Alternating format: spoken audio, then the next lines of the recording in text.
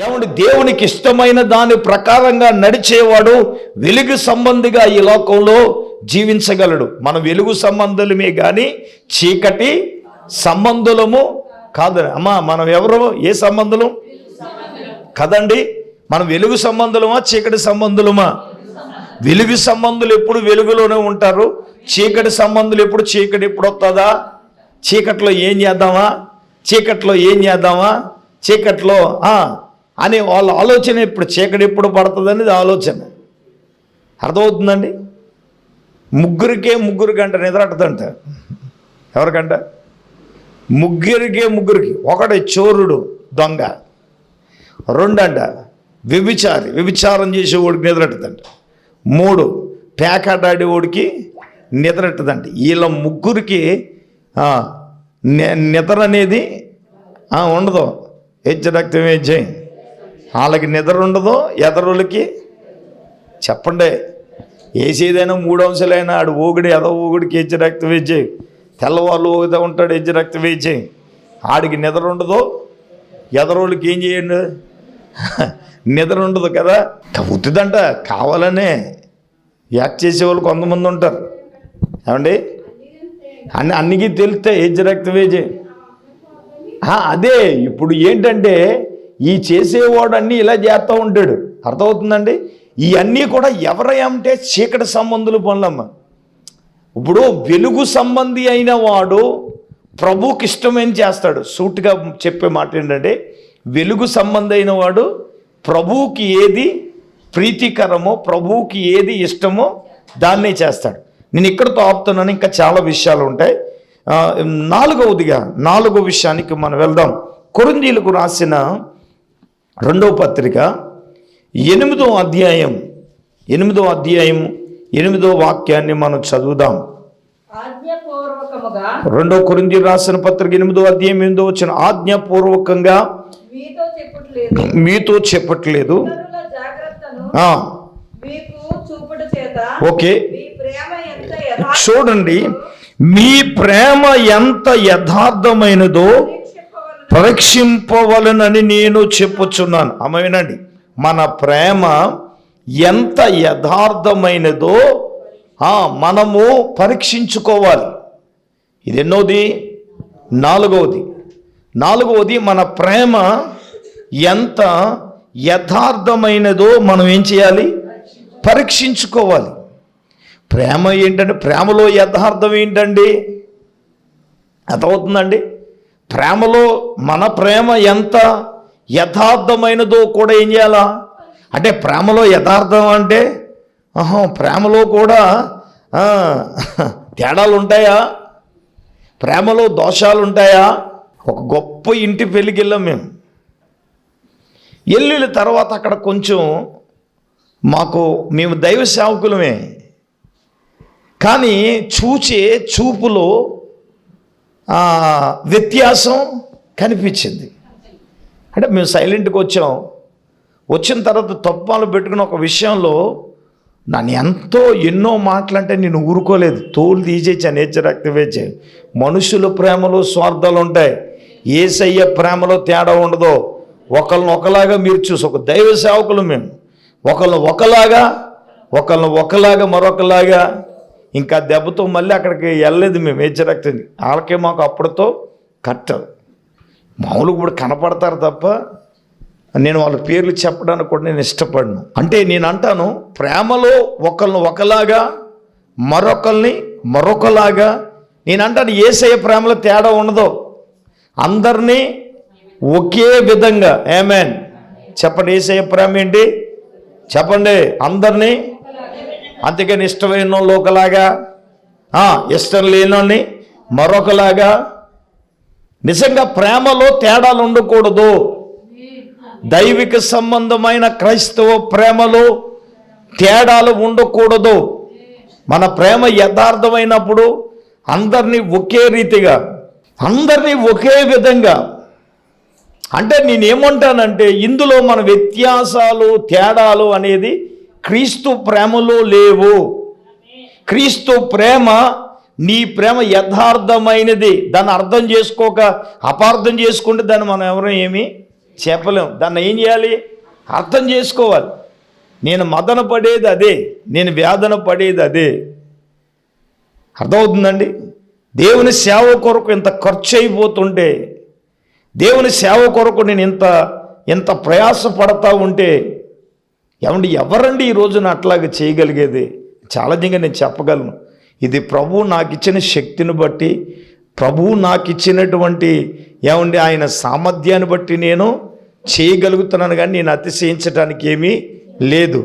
ప్రభువును బట్టి మనం ఏం చేయాలి చెప్పండి? ప్రభువు మనకు అనుగ్రహించే ఈవులను బట్టి ఏం చేయాలి?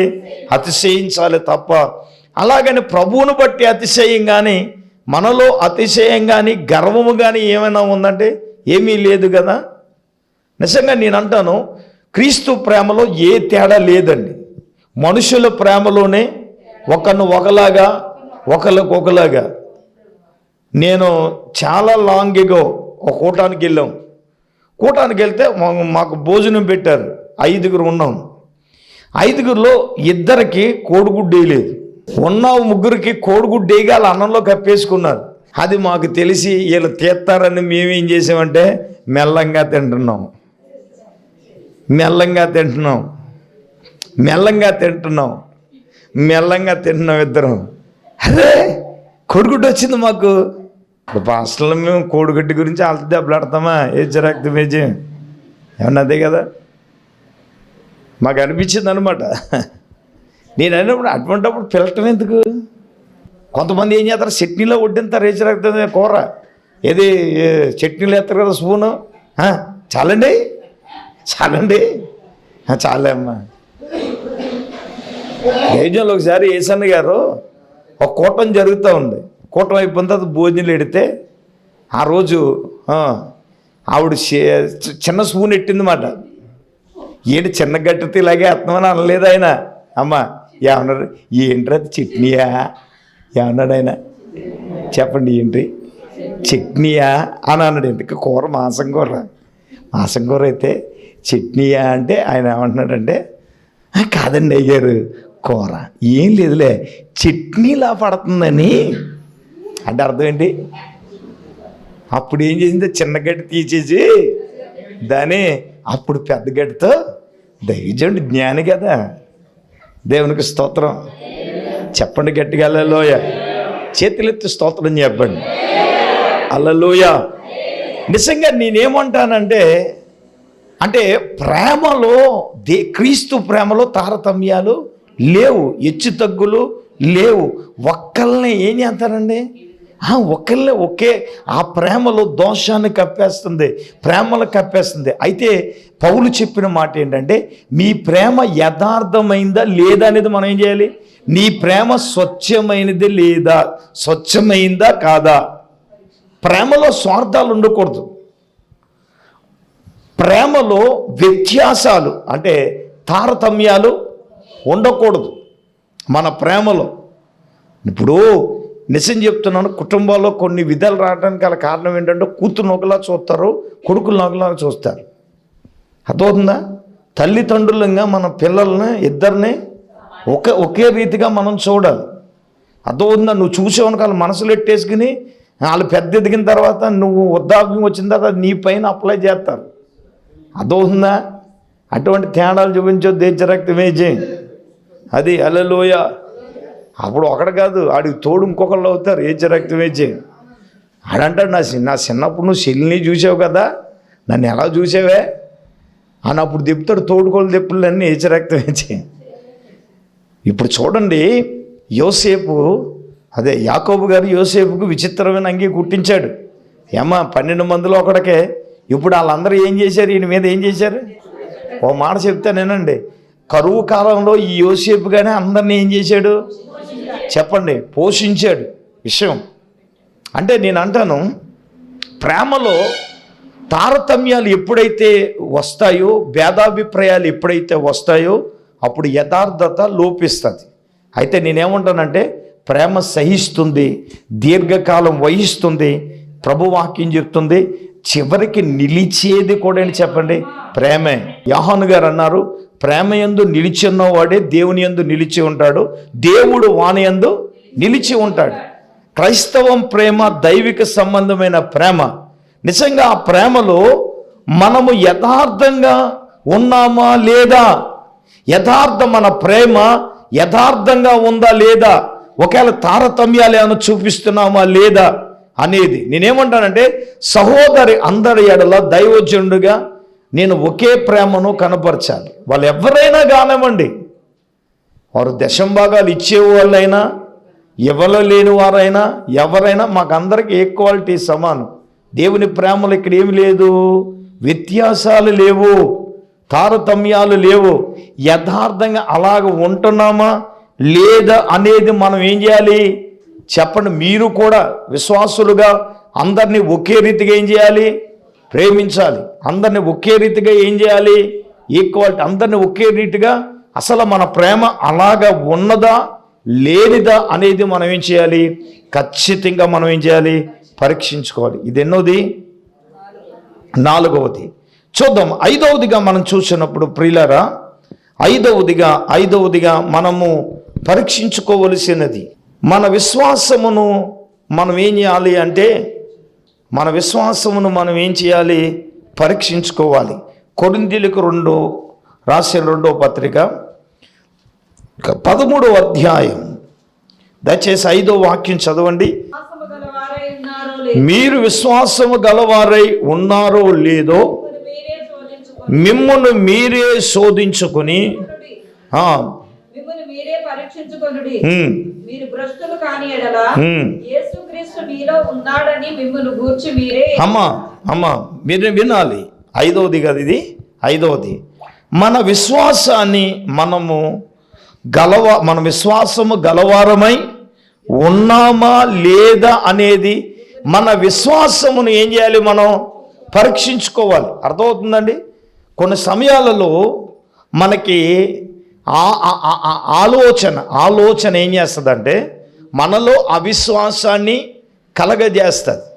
అయ్యో, నేను ఇంత ప్రార్థన చేస్తున్నాను, దేవుని ఎడల ఇంత నమ్మకంగా ఉంటున్నాను, మరి ఎంత నమ్మకంగా ఉన్నా, ఇంత ఈ విధంగా ఉన్నా, ఎందుకు నా జీవితంలో ఆ పని జరగట్లేదు, ఎందుకు ఆ కార్యము నా జీవితంలో జరగట్లేదు అనేది ఏం చేయాలంటే, మనలను ఇప్పుడు ఒకటి అబ్రహాముతో దేవుడు చెప్పాడు, నీకు సంతానాన్ని ఇస్తానని కదండి. సంతానాన్ని ఇస్తానని దేవుడు చెప్పాడు. ఆయనకేమో 100 ఏళ్ళు వచ్చేసినాయి, ఈమెకేమో 90 ఏళ్ళు వచ్చినాయి. ఇప్పుడు స్త్రీ ధర్మము నిలిచిపోయింది, బలం ఏమైంది, ఉడికిపోయింది. ఏమంటే గర్భం ఏమైంది, మృతతుల్యమైంది. వాస్తవంగా మనం చూసినప్పుడు ఎవరైనా ఆమెకు పిల్లలు కలగటం అసాధ్యం అంటారు. చూడండి, బైబిల్లో రాయబడిన మాట ఏంటంటే, అబ్రహాము కంట ఆలోచన వచ్చిందంట కానీ అవిశ్వాసము రాలేదు. దేవుడు మన వాగ్దాన సందేశంలో అదే మాట్లాడాడు. మన విశ్వాసములో ఏం కాకూడదంటే బలహీనలో కాకూడదని ప్రభువు మాట్లాడాడు. వినండి, ఆలోచన వస్తే అవిశ్వాసం వస్తుంది.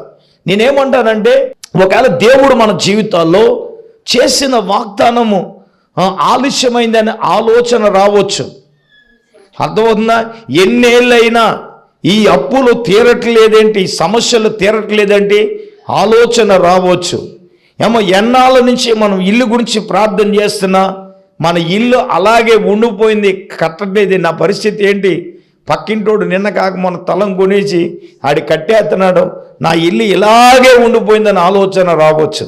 ఇలా చెప్పగలిగితే ఎన్ని ఆలోచనని కలగొచ్చు, కానీ నీలోనికి ఏమి రాకూడదంటే అవిశ్వాసము రాకూడదు. హల్లెలూయా. ఆలోచన రావచ్చు కానీ అవిశ్వాసము రాకూడదు. ఎప్పుడైతే అవిశ్వాసం వస్తుందో మన విశ్వాసంలో నిజంగా నేను అడగదు, మనకి ఎందుకు జరగట్లేదు, ఎందుకు మారట్లేదు, ఎందుకు కట్టలేకపోతున్నాం, ఎందుకు అప్పులు తీరట్లేదు, ఏమండి ఎందుకు మన జీవితాల్లో ఈ కార్యాలు జరగట్లేదు? ప్రియమైన సంగమా, దేవుని బిడ్డలారా, ఈ రాత్రికాల సమయంలో ప్రభు సూటిగా తేటగా మనతో మాట్లాడే మాట ఏంటంటే, అసలు మన విశ్వాసము కలిగిన వారంగా ఉన్నామా లేదా, అసలు మన విశ్వాసము ఎట్లా ఉంది అనేది, మన విశ్వాసాన్ని మనం ఏం చేయాలో తెలుసా, పరీక్షించుకోవలసిన వారమై ఉన్నాము.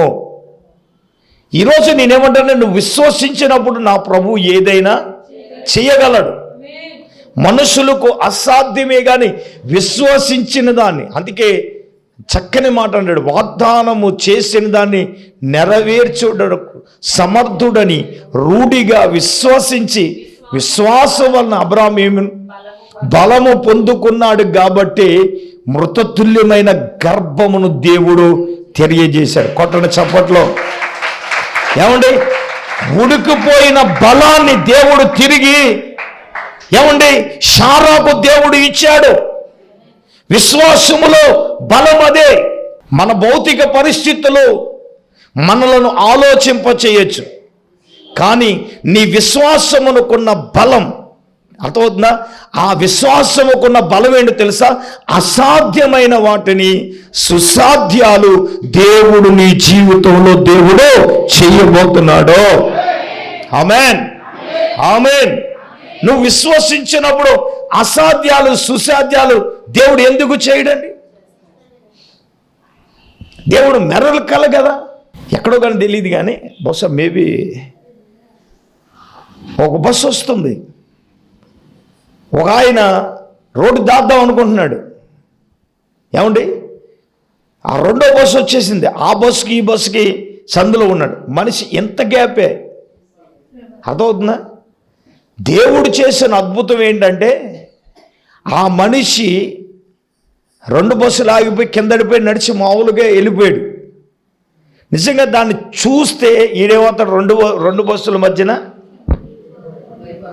ఎందుకే తేలిన ఫలితార్థం ఏంటంటే అతడు ప్రభువుని నమ్ముకున్న వ్యక్తి అంటే. దేవునికి స్తోత్రం చెప్పండి గట్టిగా హల్లెలూయా. నేను 2-3 సార్లు చూశాను నిన్న.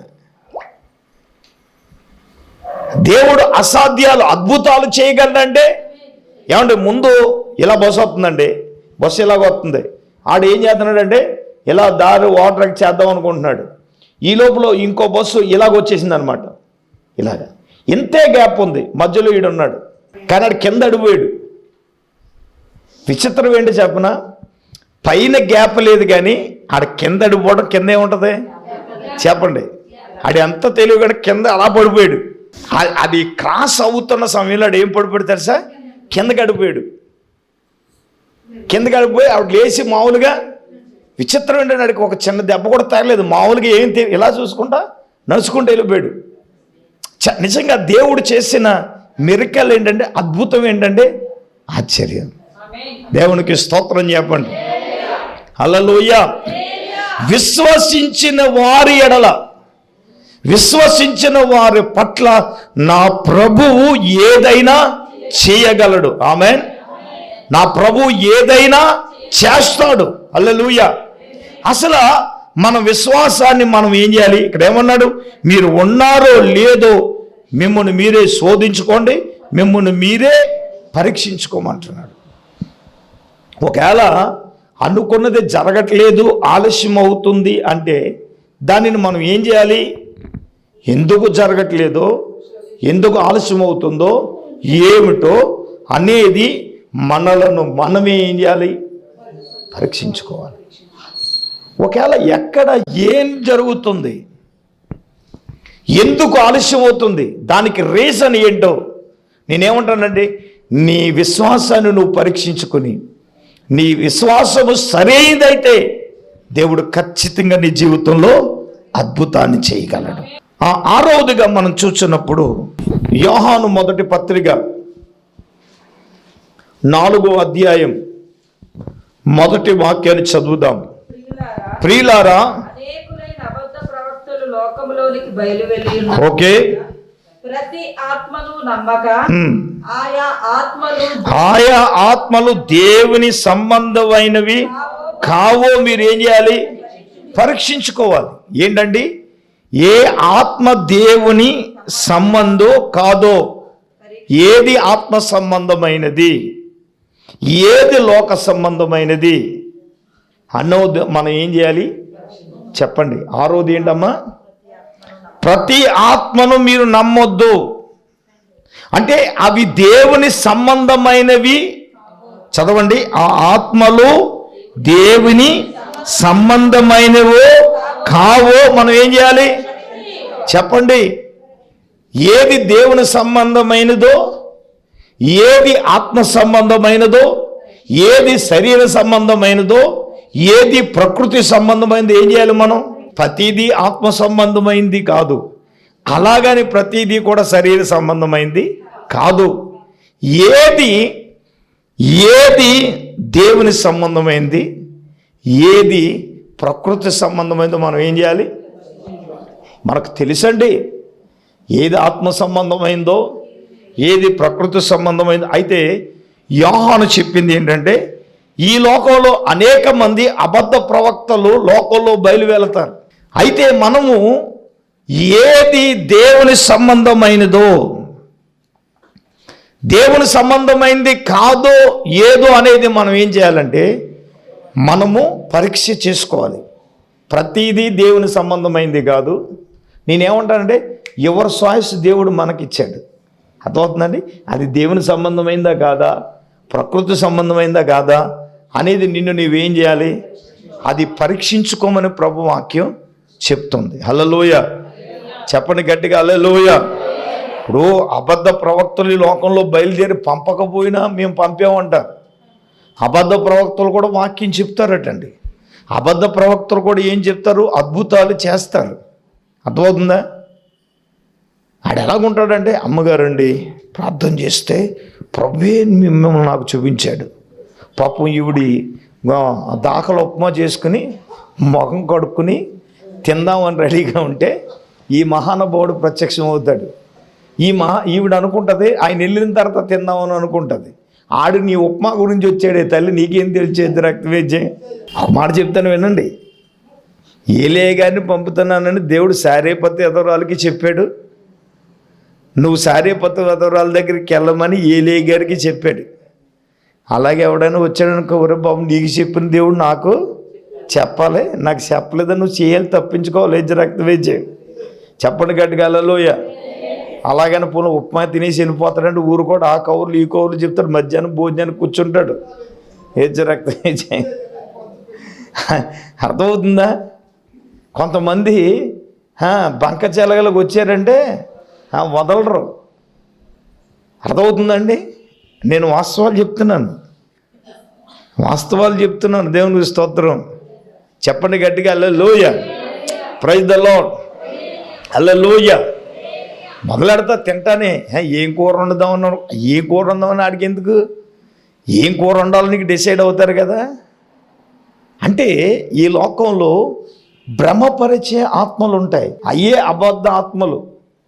ఏంటి? ఉన్నది ఉన్నట్లుగా ప్రతిదీ కూడా నమ్మించడానికి ఏం చేస్తారు? అబద్ధాన్ని కూడా నమ్మించడానికి ప్రయత్నం చేస్తారు. ఇవి అబద్ధ ప్రవక్తలున్న క్వాలిటీ. అందుకన్నాడు ఆయన, అవి దేవుని సంబంధమైనవే కావో పరీక్షించుకోవాలి మనం. దేవునికి స్తోత్రం. చెప్పండి గట్టిగా, హల్లెలూయా. దేవుడు బయలుపరిచాడు, దేవుడు ఇది చేశాడు. దేవుడు మీకు కూడా చెప్పాలి. చెప్పడా? చెప్తాడు. గ్రహించే వారికి దేవుడు చెప్తాడు. అవి ఆత్మ సంబంధమైనవా కాదా అనేది ఖచ్చితంగా మనం పరీక్ష చేసుకుంటే తెలిసిపోతుంది. అది 6వది. చివరిది 7వది. కొరింథీయులకు రాసిన మొదటి పత్రిక 11వ అధ్యాయం 28వ వచనం చూసినట్లయితే, మనలో మనమే పరీక్షించుకుని ప్రతి మనుషుడు తన్ను తాను పరీక్షించుకొనవలెను, అలాగు చేసి ఆ రొట్టెను తిని ఆ పాత్రలోనిది త్రాగవలెను. ఆమె చూడండి, ప్రతి మనుషుడు కూడా తన్ను తాను శుభ్రత చేసుకుని, చూడండి, వాడు ప్రభు యొక్క శరీరాన్ని, ప్రభు యొక్క రక్తాన్ని తీసుకోవాలండి. ఏమండి? మనలను మనమే. చివరిది 7వది, నిన్ను నీవే పరీక్షించుకుని ఆయన శరీరాన్ని, ఆయన రక్తాన్ని మనం తీసుకోవాలి. నేను ముగిస్తున్నాను. ఆయన శరీరాన్ని, ఆయన రక్తాన్ని మనం ఏం చేయాలి? మనలను మనమే పరీక్షించుకుని ఏం చేయాలి? చూడండి 29వ వచనం చూసినప్పుడు, ప్రభు శరీరం అని వివేచింపక తిని త్రాగువాడు తిని త్రాగుచున్నాడు. ఇందువలన మీలో అనేకులు బలహీనులు, రోగునై ఉన్నారు. చాలామంది ఏం చేస్తున్నారంట? నిద్రించుచున్నారట. అర్థమవుతుందండి? కాబట్టి ప్రియమైన వాళ్ళారా, మనలను మనమే పరీక్షించుకుని చివరిది 7వది ఆయన రొట్టెను అంటే ఆయన శరీరమును ప్రభు యొక్క రక్తంలో మనం ఏం చేయాలి? పాలు పంపులు పొందాలి. నేను ఒక మాట చెప్తాను, స్వపరీక్ష చేసుకోకుండా అందులో పాలు పొందకూడదు. ఎక్కడికి తిరిగి వస్తారో వచ్చేస్తారండి, ఇచ్చేయండి. ఒక ఒప్పుకోలు లేదు, ఒక పరీక్ష లేదు. నేను అంటాను, నేను అందుకే చెప్తాను, అయోగ్యంగా ఉంటే తీసుకోకుండా వెళ్ళిపోండి అని నేను చెప్తున్నాను. నా మాట వినరుగా? అయోగ్యంగా ఉన్నవాళ్ళు ఎవరు తీసుకోకుండా వెళ్ళిపోండి అని చెప్తాను. చెప్పడం వరకు నా బాధ్యత. నువ్వు యోగ్యంగా ఉన్నావో లేదో తీసుకునే నిన్ను నీవే ఏమంటే కదా, నిన్ను నీవే చేసుకోవాలి. చాయిస్ నీది. అది నేను బలవంతంగా వచ్చి నేనేం తీసుకెళ్ళనుగా. నీ మనసులో అయోగ్యంగా ఉన్నదాన్ని నువ్వు తీసుకోకుండా వెళ్ళిపోవాలి. అది ఎందుకంటే తీసుకోవద్దని ప్రభు వాక్యం చెప్తుంది. ఎలా పడితే అలా తీసుకోకూడదు. ఎలా తీసుకోవాలి? ప్రతి మనుష్యుడు తన్ను తాను స్వపరీక్ష చేసుకున్న తర్వాత అలాగూ చేసి ఆ రొట్టెను ఆ పాత్రలోనిది తాగాలి. అంటే ప్రభు శరీరాన్ని రక్తములో స్వపరీక్ష చేసుకుంటేనే పాలు పొందాలి. స్వపరీక్ష చేసుకోకుండా ఎవరైనా కానీ పాలు పంపులు పొందకూడదు. ఇవ్వండి మనలను మనమే స్వపరీక్ష చేసుకోవలసిన విషయాలు. అందరూ మోకరిద్దాం. స్తోత్రం స్తోత్రం స్తోత్రం స్తోత్రం స్తోత్రం స్తోత్రం. పరిశుద్ధుడు వేం తండ్రి, మహోన్నతుడా, ఈ రాత్రి స్వపరీక్ష రాత్రి ప్రభా నీ దాసుని సేవకుని అభిషేకించి అయ్యా పరీక్షించుకొనుట అనే అంశంపై ప్రభా మరి అనేక విషయాలు మీరు మాతో మాట్లాడారు నాయన. వేటిని పరీక్షించుకోవాలో అయ్యా నాయన మమ్మల్ని మేమే పరీక్షించుకోవాలని ప్రభా అయ్యా పరిశోధించి తెలుసుకోవాలని మాట్లాడావు తండ్రి. అయ్యా మేము చేసే ప్రతి ఒక్క పనిని పరీక్షించుకోవాలని అయ్యా మీరు మాతో మాట్లాడారు ప్రభా. నీకు స్తోత్రాలు అయ్యా. నీకు ఏది ఇష్టమైనదో ఏది ప్రీతికరమైనదో అయ్యా నాయన పరీక్షించి తెలుసుకోవాలని ప్రభా. అయ్యా సత్యవర్తనులు ప్రభా నీకు ఇష్టమైన వారని నీకు ప్రీతికరమైన వారని అయ్యా నా తండ్రి నీకు స్తోత్రాలు మీరు మాతో మాట్లాడారు ప్రభా. అయ్యా యథార్థమైన ప్రవర్తన కలిగి ఉన్నారో లేదో, యథార్థంగా ప్రేమిస్తున్నారో లేదో అయ్యా నాయన పరిశీలించుకోవాలని పరీక్షించుకోవాలని మాట్లాడావు తండ్రి. ప్రతి ఆత్మను నమ్మకుండా ప్రభా నీకు స్తోత్రాలు. ఏవి దైవికమైన ఆత్మ నా ప్రభా వాటిని పరీక్షించుకోవాలని మీరు మాతో మాట్లాడారు తండ్రి. నీకు స్తోత్రాలు ప్రభా. మా విశ్వాసాన్ని పరీక్షించుకోవాలని మాట్లాడారు తండ్రి. నీకు వందనాలు ప్రభా. విశ్వాసంలో బలహీనులం కాకుండా ప్రభా అయ్యా నాయనా నా తండ్రి నీకు స్తోత్రాలు ప్రభా. విశ్వాసాన్ని పరీక్షించుకోవాలి ప్రభా. అయ్యా నాయన మమ్మల్ని మేమే వ్యక్తిగతంగా పరిశోధించుకోవాలి, పరీక్షించుకోవాలి తండ్రి. అయ్యా వాక్యానికి అనుగుణంగా మేము నడుచుకోవాలి ప్రభా. నీకు వందనాలు తండ్రి. రాత్రి విత్తబడి మాటలు మా హృదయాల్లో భద్రపరుచుకుని ప్రభా వాక్యానుసారంగా జీవించడానికి బ్రతకటానికి నీ కృప దయచేయండి. వచ్చిన బిడ్డలందరినీ నీ వాక్యాన్ని బట్టి శుద్ధి చేయండి ప్రభా. ప్రతి ఒక్కరిని నిర్దోషులుగా పరిశుద్ధులుగా పవిత్రులుగా నీ ఎదుట నిలవబెట్టండి ప్రభా. యోగ్యులుగా మమ్ములను చేయండి నాయన. యేసయ్యా నీకు వందనాలు తండ్రి. నా ప్రభా కుడి వచ్చిన ప్రతి ఒక్క బిడ్డని దయతో జ్ఞాపకం చేసుకుని ఈ ప్రార్థన ఆలకించి అంగీకరించి ప్రార్థనకు ప్రతిఫలం దయచేయమని యేసయ్య పరిశుద్ధ నామములో ప్రార్థన చేసి అడిగి వేడుకుంటున్నాం మా పరమ తండ్రి, ఆమేన్. మన పరమ తండ్రి అయిన దేవుని ప్రేమ, మన ప్రభువును రక్షకుడైన యేసుక్రీస్తు ప్రభుల వారి యొక్క దివ్యమైన కృప, పరిశుద్ధాత్మ దేవుని కన్యును సహవాసం ప్రభు బిడ్డలారు ఇక్కడ కూర్చున్నకు సదాకాలము తోడైనను గాక. ఆమేన్ ఆమేన్ ఆమేన్ ఆమేన్.